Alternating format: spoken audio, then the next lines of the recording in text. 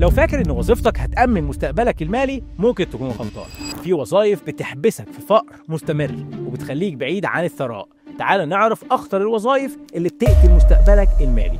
أولاً، الوظائف اللي دخلها ثابت ومحدود. أي وظيفة بتديلك راتب ثابت بدون نسبة أرباح أو عمولات بتحد من قدرتك على تحقيق الثروة. الفرق ما بين الأغنياء والموظفين العاديين إن الأغنياء بيكسبوا بناء على الأداء والنتائج مش بناء على الوقت اللي بيقضوه في الشغل. ثانياً، الوظائف اللي ملهاش ترقية أو نمو مهني.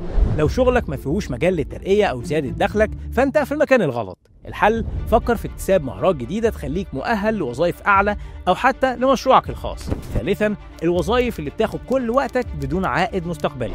بعض الوظائف بتستهلك من 10 ل 12 ساعة يومياً بدون أي فرصة لزيادة الدخل أو بناء استثمارات جانبية. لو شغلك بياخد كل وقتك لازم تبدأ تدور على مصدر دخل إضافي as soon as possible. ومتنساش تتابعني عشان تعرف إزاي تحقق الحرية المالية وتخرج من السباق ده.